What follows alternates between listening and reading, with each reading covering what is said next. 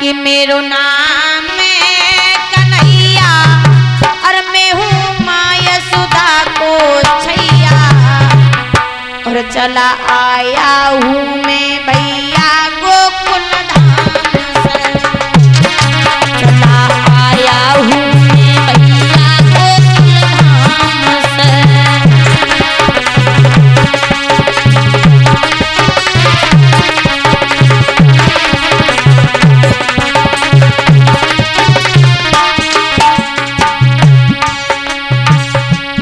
मेरो नाम है कन्हैया मैं हूँ माँ यशोदा को छैया चला आया हूँ मैं भैया गोकुल धाम से। हाय चला आया हूँ मैं भैया गोकुल धाम से।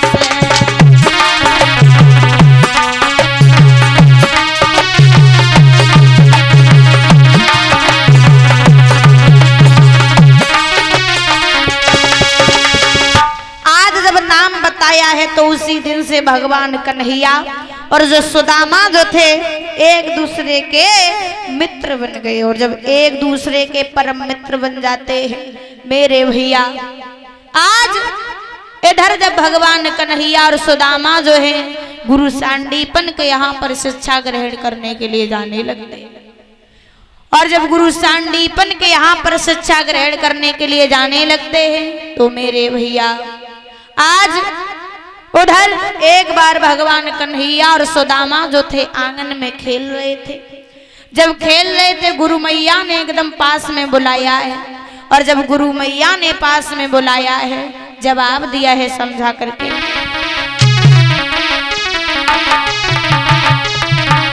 कि गुरु मैया बोली मोहन से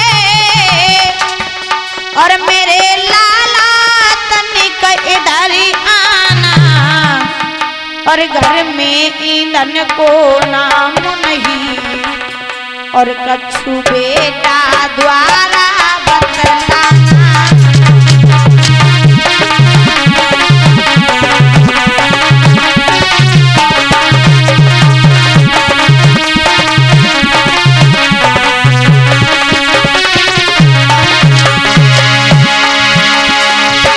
गुरु मैया बोली मोहन से और मेरे लाला तनिक इधर आना और घर में ईंधन को नाम नहीं और कछु बेटा द्वारा बतलाना।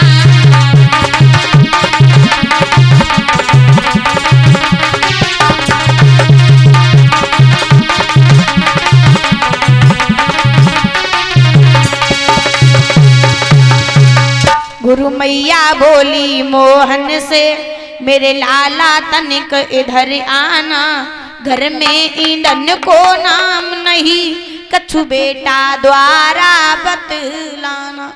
जैसे इतनी बात कही है एकदम से समझा करके जवाब दिया है।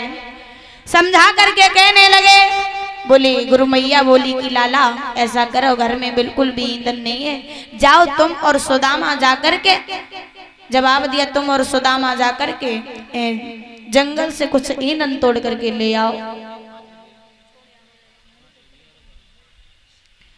आज जैसे इतनी बात कही है मेरे भैया, इधर क्या हुआ जब जैसे ही इतनी बात कही है सुदामा और भगवान कन्हैया चले हैं। जब सुदामा और भगवान कन्हैया चले हैं वहां से, जैसे ही वहां से चले हैं ईंधन को लेने के लिए एकदम से गुरु मैया ने क्या किया, गुरु मैया ने पास में बुलाया है सुदामा को। और जब गुरु मैया ने सुदामा को पास में बुलाया है समझा करके जवाब दिया है कि इधर यही हो सुदामा, बोली इधर यही हो सुदामा और कछु बात है इधर यही हो सुदामा।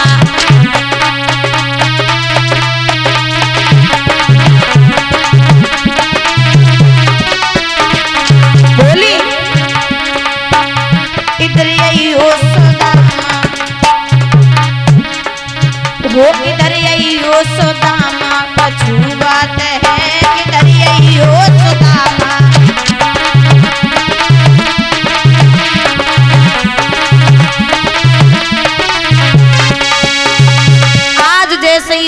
बात कही है मेरे भैया, जवाब दिया है समझा करके। मैया ने क्या किया, जब पास में बुलाया तो पोटरी में बांध करके कुछ चने दिए, और जब पोटरी में बांध करके कुछ चने दिए,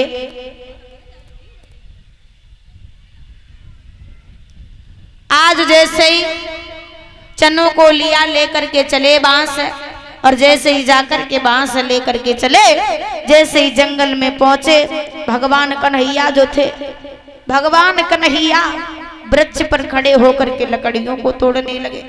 और जब भगवान कन्हैया वृक्ष पर खड़े होकर के लकड़ियों को तोड़ने लगे हैं मेरे भैया, आज वहां पर बड़ी ही तेज की आंधी आई है। और जब वहां पर बड़ी ही तेज की आंधी आई, ठंड के वजह से क्या हुआ, ठंड के वजह से सुदामा को बड़ी ही तेज की भूख लगी।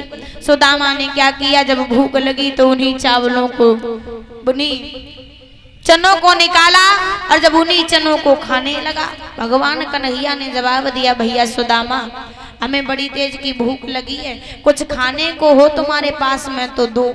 सुदामा ने जवाब दिया, भैया हमारे पास में खाने के लिए कुछ नहीं है, ठंड के वजह से हमारी दांती बज रही है। जैसे इतनी बात कही है, जवाब दिया ठीक है।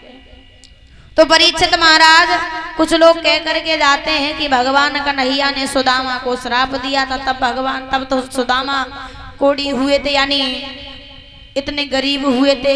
लेकिन भगवान कन्हैया ने सुदामा को श्राप नहीं दिया था। क्यों? क्योंकि परीक्षित महाराज वो चने जो थे उनमें पहले ही से ही श्राप लगा हुआ था। एक बार बूढ़ी मैया के यहाँ पर से चोरों ने उन चनों को चुराया, तो उसी बूढ़ी मैया ने ये श्राप दिया था कि जो भी इन चनों को खाएगा वो कंगाल हो जाएगा। लेकिन सुदामा को ये बात पता थी, सुदामा ने कन्हैया को वो चने नहीं खाने दिए, क्योंकि अभी कन्हैया को आगे की भी लीला रचानी है, देखना है, और कन्हैया के साथ में हम ऐसा नहीं होने देंगे। तो सुदामा ने वो चने खुद खा लिए, बल्कि कन्हैया को नहीं दिए। आज उसी दिन से सुदामा और भगवान कन्हैया से चापूड़ी होने के बाद में अपने अपने यहाँ पर चले जाते हैं। जब चले जाते हैं, धीरे धीरे समय व्यतीत होने के बाद में जब सुदामा का विवाह हुआ, सुशीला नाम की स्त्री आई है घर में, और जब घर में सुशीला नाम की स्त्री आई है, आज सुदामा पर क्या हुआ, दिन ब दिन गरीबी आती चली जा रही है। और जब सुदामा पर दिन ब दिन गरीबी आती चली जा रही है, रोजाना मांग मांग करके बेचारे अपने पेट को भरते हैं। और जब अपने पेट को भरते हैं तो मेरे भैया गांव गांव द्वार द्वार पे भीख मांगने के लिए जाते हैं सुदामा।